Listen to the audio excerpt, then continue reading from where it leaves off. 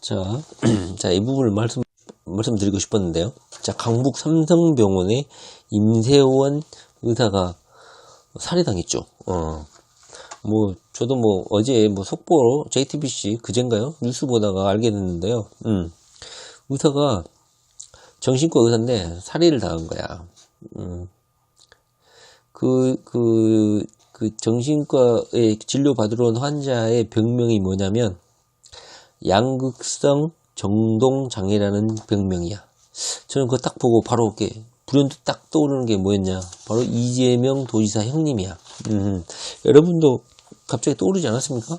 저는 바로 자동으로 떠오르더라고요. 물론 우리가 이제 이재명 도지사의 그런 법리 논쟁이라든가 이런 시끄러웠던 부분이었기 때문에 관심을 가질 수밖에 없었기 때문에 그럴 수도 있는데, 저는 바로 떠오르더라고요. 이재명 도지사 형님 병명이. 이재명 도지사 형님 병명이 뭡니까? 양극성 정동장애야. 명칭이 똑같아. 2018년 11월 18일에 김정원 정신건강의학과 전문의가 쓴 글이 있어요. 신문이 있는데, 거기에 이제 김정원 이 전문의가 이재명 도지사 형님에 대한 그 정신 상태를 쓴 글이 있는데요. 신문에 뭐라고 썼냐면, 수차례 자신을 해치는 행동을 했고 타인을 해치는 행동을 보였던 적이 있다. 이재명 도지사 형님이 자신을 해치기도 하고 타인을 해치기도 했다 이거지. 저는 JTBC라든가 이렇게 뉴스에서 방송을 할 때 이재명 도지사를 언급할 거라고 생각을 했어요.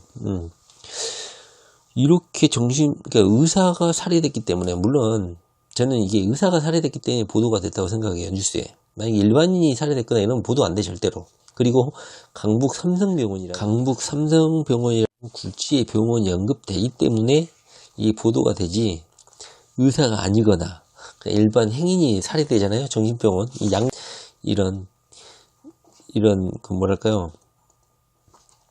병명을 가진 환자가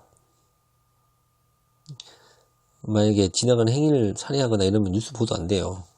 근데 요즘에 의사를 구타하거나 음주 상태에서 의사를 구타하거나 이런 게 사회 문제가 많이 됐잖아요. 이런 정신질환자들, 조울증 환자, 극심한 조울증 환자들에 의해서 벌어진 일들은 많은데 보도가 안 될 뿐인 것이죠. 근데 이런 참사가 결국은 일어났단 말이죠. 그래서 저는 이제 언론 뉴스를 좀 시간 나는 대로 자세히 좀 봤죠. 이 부분을 이재명 도지사하고 연결지어서 보도를 하느냐, 단 한 건도 없었죠. 그래서 제가 또 이재명 도지사님 트위터에 갔죠. 트위터에 가가지고 뭐라고 말을 했냐. 도지사님, 이런 거 잘 몰라요. 양극성 정동장애가 뭔지를 알겠어요. 책상에 쳐 앉아가지고 법정이나 뒤적였던 애들이 양극성 정동장애가 뭔지를 알겠습니까? 그러니까 이재명 도지사님은 김정원 정신건강 전문의 이거 기사를 이재명 도지사도 링크를 했죠. 이번 강북 삼성병원 임세원 정신과 의사의 피살, 이거 뉴스, 이 환자가 양극성 정동장애였다. 이 뉴스를 반드시 재판부에 제출하십시오. 이 정도로 위험한 병이다. 이거를 반드시 재판부에 가서 말해줘야 됩니다. 제가 이렇게 트위터에 남겼어요. 이재명 도지사님 하시겠죠. 잘 알겠죠. 근데 이런 언론 보도가 의외로 제가 보기에는 도움이 될 거라고 생각해요. 그리고 많은 분들이 이재명 도지사가 김부선 씨나 이정열이나 이런 막장 드라마의 주변 인물들이 다 깽판치고 결국은 다들 이게 다 거짓으로 밝혀졌기 때문에 재판부에서 긍정적으로 판결할 것이다, 이렇게 생각하시는 분들이 많은 것 같아요. 근데 저는 그렇게 생각하지 않아요. 이 재판 결과는 전혀 예측할 수 없는 것입니다. 그리고 지금 신년 1월 1일 날 대통령이 신년회를 개최했잖아요. 거기에 누가 초대됐냐면 이재용이라든가 최태원, 정의선, 구광모 이렇게 4대 그룹 재벌들이 초대가 됐다는 것이죠. 그리고 롯데그룹 신동빈이는 이재용이랑 같이 석방이 됐잖아요. 항고심에서. 다시 말하면 문재인 대통령이 이렇게 이재용이를 거의 신년 대기업 재벌 총수 열댓 명을 초청하는 것도 아니고 가장 핵심, 자기가 가장 사랑하고 아끼는 재벌 회장 4명만 선별했다는 거예요. 다른 재벌 기업 회장들 얼마나 부러울까요? 여기 초청됐다는 거는 거의 막강의 신뢰를 보여주는 것이거든요, 대통령이. 하물며 이재용이가 지금 상고심이 넘었잖아요, 대법원. 과연 재판부가 이재용이한테 유죄를 선고할까요? 물론 윤석열 중앙지검에서 자료를 보강해서 강력하게 대법에 어떤 뭐 법률심을 요청하겠지만 제가 보기에는 그렇게 이재용이 유죄 날 거라고 낙관이 쉽지 않아요. 그런데 문제는 뭐냐면 여기에 초청함으로 인해서 오히려 이재명한테는 아주 불리한 상황이 됐다는 거예요. 예를 들면 지금 삼성의 모든 공장들이 경기도에 위치해 있잖아요. 평택에 있고 수원에 있고, 그다음에 평택 고덕국제 그 신도시에는 몇 조를 투자해서 지금 삼성 공장을 제2공장, 제3공장을 건립하고 있는 투자의 단계가 있는데, 이재명 도지사가 뭐 가스 누출한다고 뭐 민간 합동 조사한다 그러고, 근데 이재명 도지사를 이재용이를 신년 하나씩 1월 1일 4명 넘버 4 여기 포함시켜서 초청을 했다는 거야. 그럼 이재명의 입김이 지금 얼마나 세지겠습니까? 삼성의 입김이. 당연히 그 반대급부로 삼성하고 대척점에 있는 이재명은 반드시 또 제거돼야 될 확률이 오히려 더 높아지는 것이죠.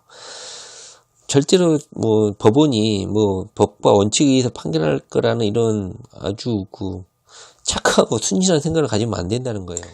오히려 재판부는 어떻게 인식을 할 수도 있냐면, 대통령이 저렇게 이재용이를 챙겨주는데 그 반대급부로 이재명이를 버렸다 이렇게 오해를 할 수도 있다는 것이죠.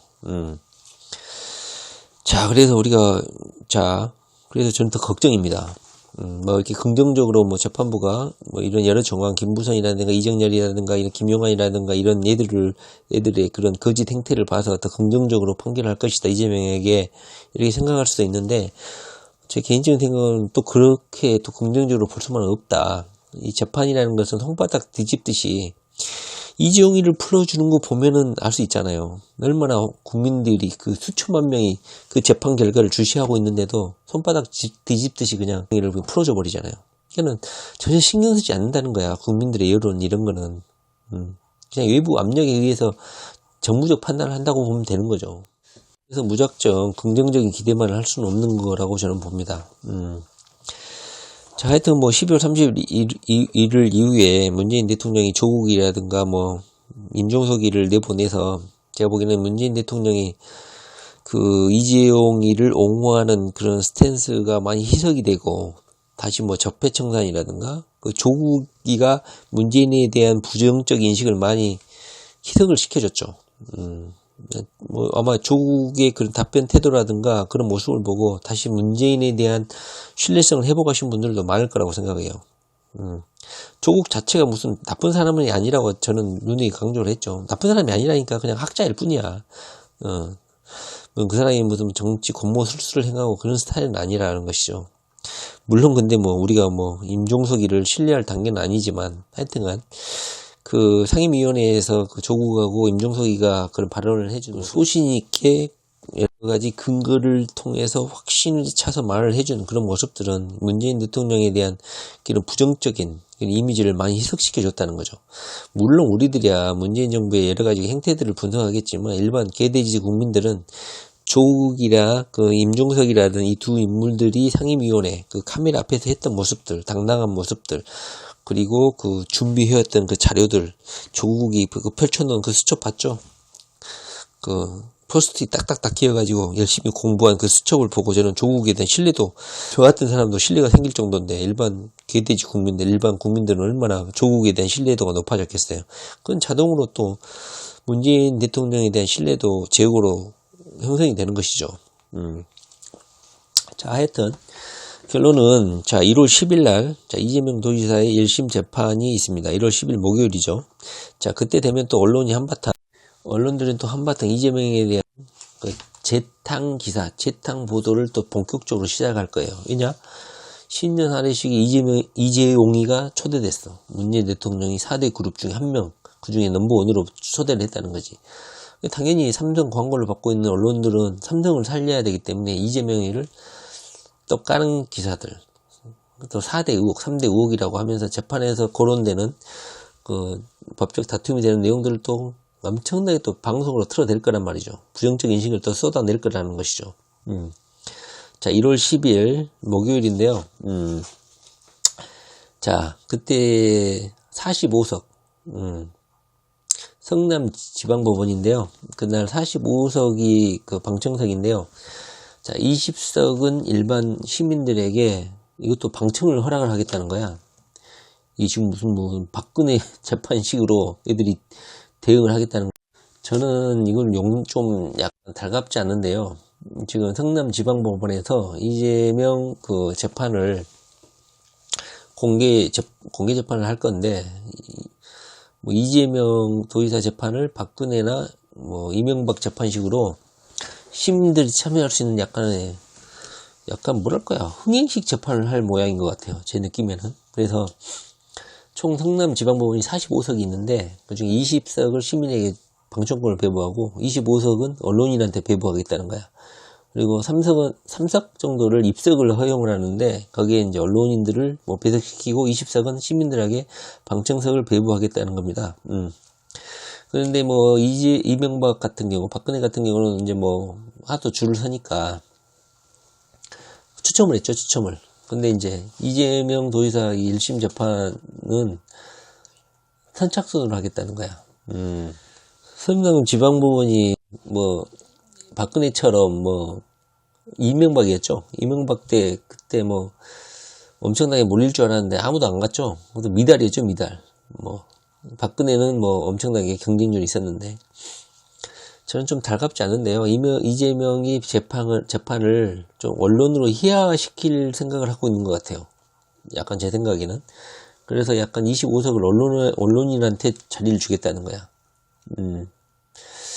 이건 뭐랄까, 그냥 조용히 그냥 이걸 하면 되는데 이거를 약간 그 언론에 공개하겠다는 그런 뉘앙스가 있기 때문에 이 사법부가 어떤 생각을 가지고 있는지 약간 추측을 해볼 수 있는 대목인 것이죠.